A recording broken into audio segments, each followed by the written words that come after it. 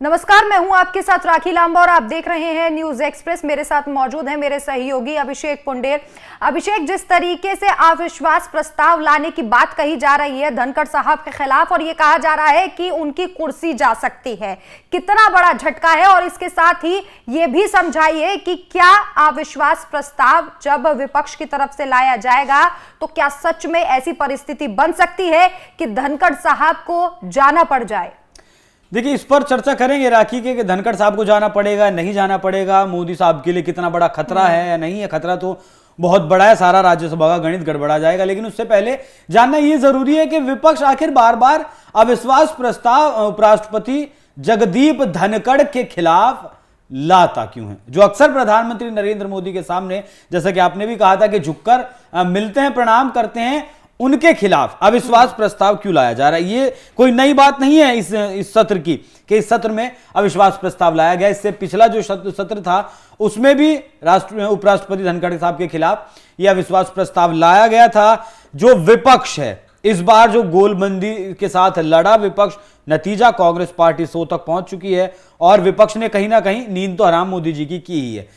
लेकिन उनका ऐसा आरोप है कि जो मुद्दे हैं, उन मुद्दों पर जो विपक्ष मुद्दे चाहता है, आपने पहले देखा होगा कि मणिपुर पर बात करना चाहता था विपक्ष, मणिपुर पर बात नहीं की। प्रधानमंत्री मोदी से लगातार सवाल किए गए, नहीं जवाब दिया गया। लेकिन जब प्रधानमंत्री भी बोलने के लिए आए तो जवाब तब दिया गया जब 2 घंटे पूरा उनका भाषण हो गया। उसके बाद उन्होंने बोलना शुरू किया, 2 मिनट में अपनी बात खत्म की और सिर्फ खत्म कर दिया। हालांकि मणिपुर आज भी जल रहा है और जितना पहले जल रहा था उससे ज्यादा खतरनाक जल रहा है। म्यांमार के रास्ते विदेशी हथियारों की सप्लाई धड़ल्ले से वहां हो रही है। रॉकेट लॉन्चर, रॉकेट्स, मिसाइलें छोटी छोटी वो सब दागी जा रही हैं आपके मणिपुर में म्यांमार के जरिए। उस मुद्दे पर बात नहीं की प्रधानमंत्री मोदी ने, पूरे जो है बीजेपी ने बात नहीं की।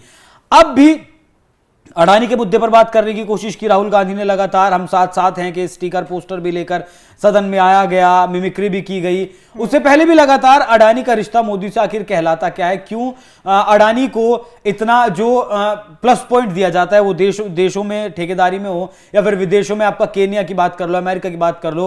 हालांकि तमाचा वहां भी लगा है, केन्या से भी प्रोजेक्ट बंद हो गया। केन्या की सरकार ने भी अडानी की बिजली जो है परियोजना लगाई थी, वहां उन्होंने बंद कर दी। अमेरिका की कोर्ट में आपको पता ही है केस चल रहा है। और अब इस मुद्दे को दबाने के लिए जॉर्ज सोरोस का जो मामला था वो बीजेपी की तरफ से उठा दिया गया। कहा जाता है कि राहुल गांधी, बीजेपी की तरफ से ऐसे आरोप लगाए जाते हैं कि राहुल गांधी जॉर्ज सोरोस के एजेंट है। राहुल गांधी को फंडिंग होती है। सोनिया गांधी उनकी जो एनजीओ है हिंदुस्तान में जो काम करती है उसकी सदस्य रही है या फिर मौजूदा वक्त में नहीं है, शायद अब नहीं है। पहले ऐसे आरोप बीजेपी की तरफ से लगातार लगाए जाते हैं। तो जॉर्ज सोरोस के मुद्दे को लगातार उठाने के, इस मुद्दे को, अडानी के मुद्दे को जिससे दबाया जा सके, जॉर्ज सोरोस का मुद्दा उठा लिया जाए। अब मेन मुद्दा यह है कि जब आपका नोटिफिकेशन में जो जारी होता है, सुबह के टाइम बुलेटिन आप बोल लीजिए जो जारी होता है, किन किन मुद्दों पर चर्चा होनी है, कौन कौन सांसदों को बोलना है, किस विषय पर कितनी देर बोलना है, उस बुलेटिन में जॉर्ज सोरोस का मुद्दा कहीं था ही नहीं। अब अगर एक सांसद ने जॉर्ज सोरोस की बात शुरू कर दी, 1 मिनट, 2 मिनट, 3 मिनट उसकी बात पूरी हो जाती तो धनखड़ साहब उन्हें चुप करवा देते। लेकिन धनखड़ साहब ने चुप नहीं करवाया, बल्कि ऐसा आरोप कांग्रेस पार्टी की तरफ से लगाया गया, इंडिया अलायंस की तरफ से लगाया गया कि उपराष्ट्रपति जगदीप धनखड़ लगातार नाम लेकर, नाम पुकार कर उसी मुद्दे पर बीजेपी के विधायकों, सांसदों से बोलने की अपील करते रहे। इस मुद्दे पर वो भड़क गए और अविश्वास प्रस्ताव लाया गया। दूसरी बार अविश्वास प्रस्ताव लाया गया है और इतिहास में पहली बार आखिर ऐसा हुआ है कि उपराष्ट्रपति को हटाने की बात है। इससे पहले जब अविश्वास प्रस्ताव लाने की विपक्ष ने बात की थी तब वो सभापति के खिलाफ अविश्वास प्रस्ताव लाने की बात कही थी। लेकिन इस बार जो अविश्वास प्रस्ताव लेकर आए हैं वो उपराष्ट्रपति को हटाने के लिए। ये इतिहास में, भारतीय जो संसदीय इतिहास है उसमें पहली बार हुआ है। अब आप समझ लीजिए कि कम से कम 50 सांसदों के साइन की जरूरत थी कि ये अविश्वास प्रस्ताव लाया जाए। 60 से ज्यादा साइन हो चुके हैं और उम्मीद ऐसी जताई जा रही है कि 70 से 75 सांसदों के साइन इस पर हो जाएंगे। अब आगे चलिए, सोनिया गांधी ने हालांकि इस पर सिग्नेचर नहीं किए हैं, और वो मेन सांसद जो फ्लोर पर बैठते हैं, फिर पहली रो की जो हम बात करते हैं विपक्ष में, जिस रो में राहुल गांधी बैठते हैं, राहुल गांधी ने भी इस पर सिग्नेचर शायद नहीं किए हैं, लेकिन सोनिया गांधी के बात में मैं पुख्ता हूं कि उन्होंने सिग्नेचर नहीं किए हैं। अब ये प्रस्ताव पारित तो इन्होंने करवा देंगे, लगभग 1:37 पर प्रस्ताव पेश किया गया था राज्यसभा में, उसके बाद 50 सांसदों के सिग्नेचर से ये पारित तो हो जाएगा, लेकिन इसे पास होने के लिए 2/3 लगेगा। लगभग 245 सांसद अगर हमारे हैं तो लगभग 150 सांसद लगा लीजिए। 150 सांसद अगर अविश्वास जाहिर करते हैं कि हाँ इनको हटा दीजिए, तो हटाया जाएगा, और तब भी नहीं, क्योंकि मामला बहुत पेचीदा है, उसके बाद इसे लोकसभा में लेकर जाया जाएगा। अगर यह प्रस्ताव लोकसभा में भी पास होता है तब जाकर जगदीप धनखड़ की जो कुर्सी है उसे खतरा है। हालांकि लोकसभा में इंडिया अलायंस के पास आपको पता है कि वो बहुमत नहीं है, जो साथी हैं 240 तो बीजेपी के साथ हैं, फिर आपका एकनाथ शिंदे हैं, अजीत पवार हैं, टीडीपी है, नीतीश कुमार है, सब साथी हैं, तो धनखड़ साहब के खिलाफ ही अविश्वास प्रस्ताव लोकसभा में तो पास नहीं होगा। और उम्मीद है, क्योंकि 99 और लगभग 103 से 104 जो सांसद हैं राज्यसभा में वो खुद बीजेपी के हैं, खुद बीजेपी के हैं, बाकी उनके सहयोगियों के हैं, कांग्रेस पार्टी के पास इतने सांसद वहां नहीं है।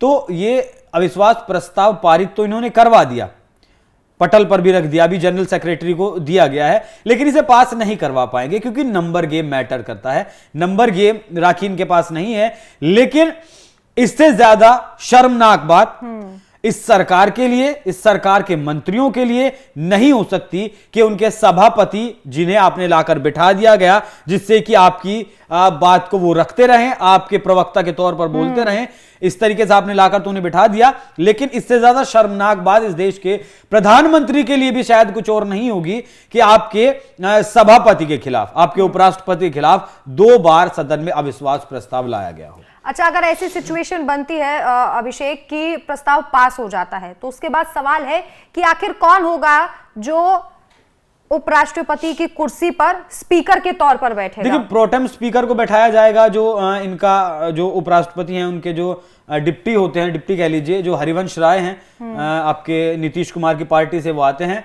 वो उस पर बैठेंगे जब तक अगले उपराष्ट्रपति का चयन नहीं होता और तब तक वो कुर्सी पर नहीं बैठते। ये कार्यकाल तो ऐसे ही जाएगा। क्या खुश होगा अगर ये फैसला लिया जाता है, क्योंकि नीतीश कुमार की पार्टी से हैं तो एनडीए अलायंस के ही एक तरीके से उन्हें माना एनडीए अलायंस के देखिए वैचारिक तौर पर एक जीत वो दिखा सकते हैं, दर्शा सकते हैं कि हमारे पास भले ही नंबर गेम नहीं है लेकिन हम एकजुट हैं। देश को यह संदेश दिया जा सकता है कि 2024 का लोकसभा चुनाव जिस तरीके से हमने मिलकर लड़ा, हम सदन में भी एकजुट हैं, सदन में भी हमारी ताकत एकजुट है। और खास बात यह राखी कि गोलबंदी दिखाई भी दे रही है। भले ही अडानी के मुद्दे पर कांग्रेस पार्टी के साथ विपक्ष के ज्यादातर नेताओं ने साथ नहीं दिया हो, लेकिन सभापति के खिलाफ ज्यादातर जो विपक्षी दल हैं, जो इंडिया अलायंस के ज्यादातर दल हैं, वो सारे गोलबंदी करके खड़े हुए कांग्रेस पार्टी के साथ नजर आ रहे हैं। तो हरिवंश राय जो हैं वो अगले स्पीकर हो सकते हैं अगर जगदीप धनखड़ अपनी कुर्सी से हटते हैं, लेकिन जैसे मैंने कहा शर्मनाक बात होगी और बीजेपी के लिए बहुत बड़ा झटका ही होगा, क्योंकि आपका लोकसभा का स्पीकर और राज्यसभा का जो सभापति होते हैं वो किसी भी सत्ताधारी दल के लिए बहुत महत्वपूर्ण होते हैं, जरूरी होते हैं। समझने के लिए आप महाराष्ट्र का उदाहरण समझ सकती हैं। महाराष्ट्र में जिस तरीके से 2 पार्टियां टूटी, वहां लोकसभा माफ कीजिएगा विधानसभा के जो स्पीकर थे राहुल, पूरा नाम मुझे याद नहीं आ रहा है, वो जो थे उनकी तरफ से ही ये घोषित किया जाता है, ये बताया जाता है कि जिन विधायकों ने बगावत की है वो अयोग्य है या जिनसे की है वो अयोग्य है। जिस तरीके से शिवसेना का नाम और तीर कमान का निशान उद्धव ठाकरे से छिन गया, उसमें पूरी क्या मतलब एक जो प्रथम भूमिका जो थी, प्रथम तल जो तैयार किया गया वो विधानसभा के स्पीकर के द्वारा किया गया। अजीत पवार के पास जो चाचा की पार्टी चली गई एनसीपी, उसमें भी उनका बहुत बड़ा रोल था। तो किसी भी प्रस्ताव को पास करवाने के लिए, पारित करने के लिए, पास करवाने के लिए राज्यसभा में और लोकसभा में, इसीलिए लोकसभा चुनाव के दौरान जब नतीजे आ गए थे तो आपने एक बहस सुनी होगी, एक अफवाह कह लीजिए अब तो, या कुछ भी कह लीजिए, कि टीडीपी लोकसभा स्पीकर का पद मांग रही है उससे कम टीडीपी तैयार नहीं है। टीडीपी ने बोल दिया है कि हमें कोई मंत्रिमंडल में पद मत दीजिए, लेकिन लोकसभा का स्पीकर पद दे दीजिए। तब वो वहां तैयार नहीं हुई बीजेपी कि हम लोकसभा स्पीकर का पद नहीं देंगे, ऐसा आपने सुना होगा। तो देख लीजिए कितना जरूरी होता है किसी भी सांसद, केंद्र की बात करें तो सांसद की योग्यता अयोग्यता, राज्य की बात करें तो विधायक की योग्यता अयोग्यता, उसे योग्य ठहराना अयोग्य ठहराना है, वो सब कुछ लोकसभा स्पीकर के हाथ में होता है। इधर नंबर गेम का जो मसला है राज्यसभा का, वो राज्यसभा के जो सभापति हैं उनके हाथ में होता है। तो सरकार बचाए रखने के लिए, जिस तरीके से 2 बैसाखियों पर सरकार है, सरकार बचाए रखने के लिए राज्यसभा में सभापति और लोकसभा में स्पीकर बीजेपी के लिए बहुत जरूरी है। और तभी विपक्ष हमेशा से ये आरोप लगाते हुए नजर आया है कि सदन में, दोनों ही सदनों में विपक्ष को बोलने का समय नहीं दिया जाता है और जो सत्ता पक्ष है उसे ज्यादा समय दिया जाता है। अभी मल्लिकार्जुन खड़गे ने भी सदन में इस मुद्दे को उठाया था और जगदीप धनखड़ के सामने इस बात को रखा था कि मैं बहुत देर से हाथ खड़ा कर रहा हूं, लेकिन मुझे बोलने का मौका नहीं दिया जा रहा। आप किसी केंद्रीय मंत्री को बोलने का मौका तो दे रहे हैं, लेकिन मुझे बोलने का मौका नहीं दिया जा रहा। ऐसे में देखना होगा कि क्या जो बातें कही जा रही हैं या जिस तरीके से अविश्वास प्रस्ताव पेश किया गया है, क्या जगदीप धनखड़ की कुर्सी जाती है, और अगर नहीं भी जाती है तो एक बहुत तगड़ा संदेश विपक्षी एकता का निकलकर यहां सामने आया है कि कैसे इंडिया अलायंस बहुत मजबूत हो रहा है और सदन में अपनी ताकत को दिखा रहा है। देखना होगा कि रिजल्ट क्या कुछ रहता है, लेकिन आप हमारे साथ बने रहिए। और इसी के साथ साथ इस खबर पर आपकी क्या राय है, कि आपको भी लगता है कि जगदीप धनखड़ की कुर्सी जा सकती है? आप अपनी राय में कमेंट करके जरूर बताएं। नमस्कार।